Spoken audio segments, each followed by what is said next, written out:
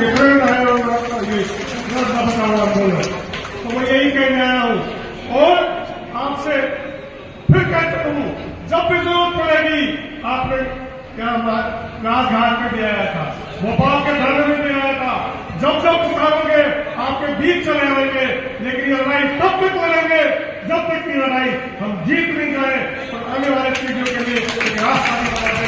यही कहीं अपनी बात खत्म करता हूँ। जय हिंद, जिंदाबाद।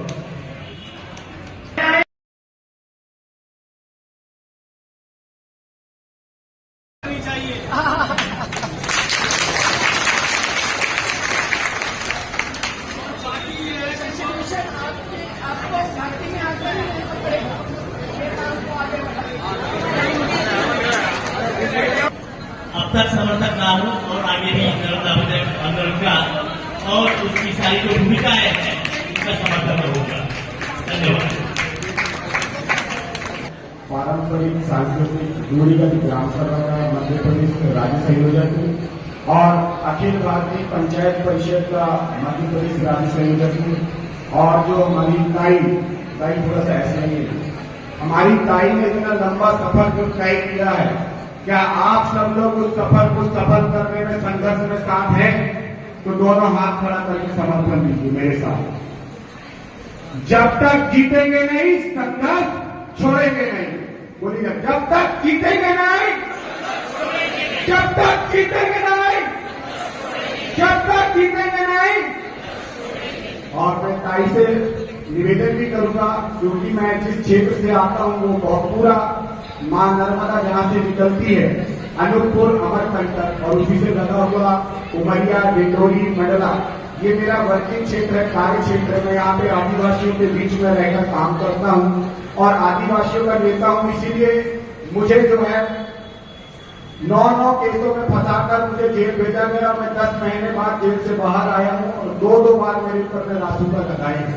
अभी वर्तमान भी मेरे ऊपर में रासुका लगी है, लेकिन मैंने ऐसे समाज के आदिवासी जल जंगल जमीन को संरक्षित करने की कसम खाई है, पीड़ा उठाया है कि जब तक हम जीतेंगे नहीं तब तक हम छोड़ेंगे नहीं। और जेल से भी चुनाव लड़ा था तो 30,000 वोट मुझे जो है आप सभी लोगों ने दिया। मैं आप सबका हृदय से धन्यवाद सेवा जोहार करता हूँ और ताई का भी सेवा जोहार करता हूँ। शाह भाई जहाँ लड़ गए हैं वहाँ एक जगह एक योजना बांधवगढ़ अभयारण्य, इसके तहत 100 से ज्यादा आदिवासी गांव को उजाड़ गए हैं। वहीं दूसरी 132 गांव भोपाल परियोजना से 114 गांव को उजाड़ रहे हैं। आप सोचिए, और कोल माइनिंग कोयले की खदानों के लिए 30 से 35 गांव को उजाड़ रहे हैं। तो इस प्रकार से 250-300 आदिवासी गांव को उजाड़ना जो हमने 39 साल में देखा है, उस प्रकार से एक जगह नहीं हर जगह हो रहा है। तो इनमें जो सब बातें हैं हम लोग राजकुमार सिन्हा जी से सुनेंगे कि अपने ही नर्मदा से केवल पानी नहीं आ रहा है, क्या आने वाला है और हमारी जिंदगी पर क्या असर होने वाला है, ये सुनने के लिए कान खोलो, मुंह बंद रखो। मैं अनिता और कमलोजी जी को यही कहती हूँ कि मुंह बंद रखो, कान खोलो।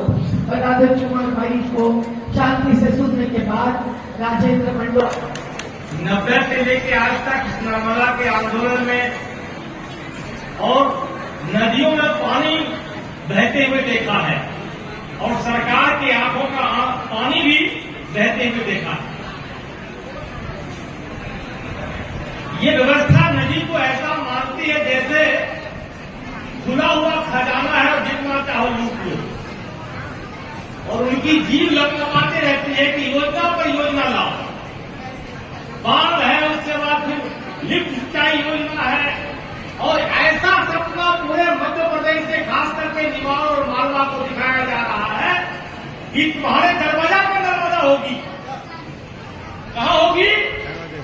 आपके दरवाजे पर नर्मदा होगी। रक्काम तक पानी जाएगा, लेकिन ये कोई जानने को तैयार नहीं है कि नर्मदा की स्थिति क्या है, उसकी सहायक नदियों की स्थिति क्या है।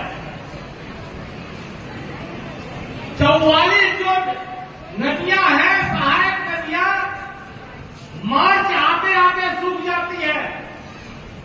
उन वो सभी नदी गर्मी में हाफने लगती है, उसमें पानी नहीं रहता है। और हमारे सत्ताधीश इस पानी को ना जाने कहां कहां पहुंचाने का सपना देख रहे हैं। अरे नदी में पानी होगा तब तो तुम दोगे पानी।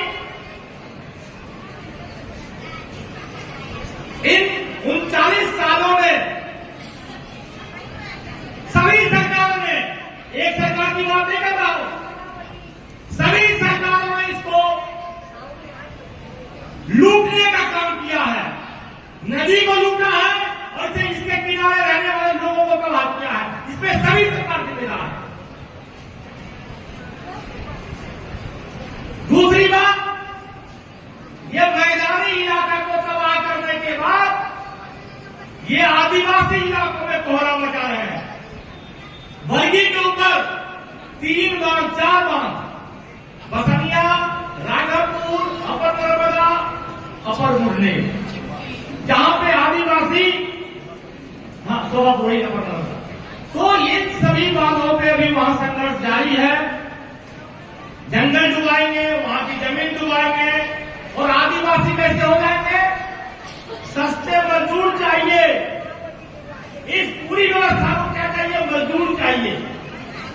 और जब खेती नहीं होगी तो क्या करेंगे? ये मजदूरी करेंगे। दूसरी तो सबसे महत्वपूर्ण बात है, बांध बरगी का तो बना दिया, अब उस बरगी बांध से बिजली 100 मेगावाट बनती है, उससे पूरा नहीं हो रहा है। अब यहां पे चुटका परमाणु बिजली घर 2009 से प्रस्तावित है, आज तक लोगों ने रोक के रखा है। लेकिन और जानते हैं कितने? 21,000 करोड़ का प्रोजेक्ट है। 1400 मेगावाट के लिए 21,000 करोड़ रुपया सरकार बीडीपी बनाने के नाम पे खर्च करने वाली है। और आदिवासी क्षेत्रों में 5वीं अनुसूची में ग्राम सभा ने कहा है, मेधा जी उसमें आए थे, 12 दिसंबर 2017 को 101 ग्राम सभाओं ने ग्राम सभा में प्रस्ताव पारित किया था कि हमें यह परियोजना मंजूर नहीं है आसपास के गांवों में। लेकिन पूंजी लिए बैठे हमारे कॉर्पोरेट और नौकरशाह से लेकर के हमारे सत्ताधीश सबको बहुत गुमान है कि हम जो चाहेंगे सो करेंगे। तुम्हारी क्या मिसाल है? लगोगी वाले जमीन छोड़ो, जंगल छोड़ो, शहर में जाकर मजदूरी करो। ये हमारे सत्ता और व्यवस्था की सोच है। जो स्वाभिमान से अपने कम संसाधनों का जिंदगी निर्वाह कर रहे हैं, उनको भगाने के लिए, उनको खदेड़ने के लिए ये व्यवस्था लगी हुई। और वो ऐसी परियोजना है जो केवल वहां के लोगों को ही बर्बाद नहीं करेगा, इस पूरे नर्मदा नदी में जो उसके बिकने युक्त पानी होगा, उससे पूरा नर्मदा का पानी बरवानी में भी आता है, सारे बड़े बड़े शहरों में पानी आता है। तो नर्मदा बचाने का जो पूरा काम है, हमें तो लगता है ये सत्ता, ये व्यवस्था नर्मदा का स्नान कर्म करने के बाद ही शांत होगी। उनकी मंशा कहीं भी इस तरह के चीजों का संरक्षण और बचाने का नहीं दिखता है। जंगलों को डुबा देना और बसनिया बांध जो है ना, चुटका का फीडरन है, केवल आदिवासियों के लिए, बिजली के लिए आदिवासियों को डुबोना, भगाना। और जानते हैं चुटका में मुआवजा कितना मिला है? 1 हेक्टेयर का मुआवजा 3,83,000 दिया जा रहा है, दे दिया गया है। बरगी से उजले लोग एक भी मुश्किल से 2% लोगों ने जमीन खरीद पाए, 2 से 2,500 रुपया एकड़ मुआवजा मिला। आज 3,83,000। और सवाल उठता है कि जो जिनके पास जमीन बची बरगी बांध के बाद, उनको ही केवल मुआवजा मिला है। जो लोग जंगल के जमीन पे काबिज हैं, जो लोग घास के जमीन पे काबिज हैं, उनको बोला तुम खाली करो, तुम जाओ।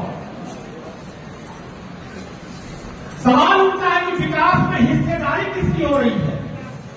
विकास का ढिढोरा इस देश में पिटा जा रहा है।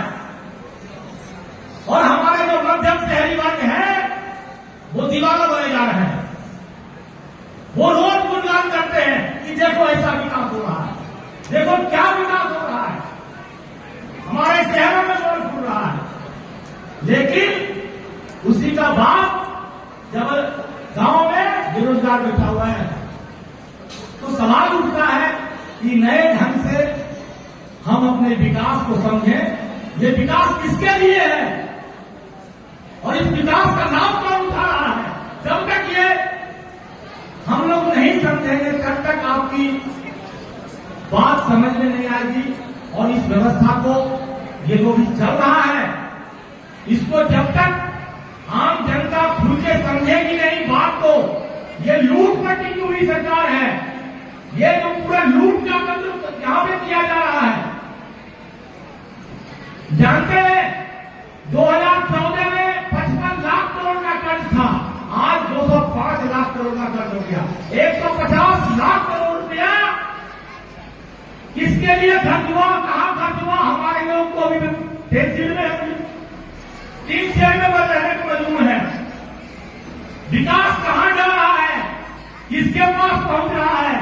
अडानी और अंबानी के पास। ये विकास है तो वहां पहुंच रहा है और नाम आपका दिया जा रहा है। जब तक इसका पर्दाफाश नहीं होगा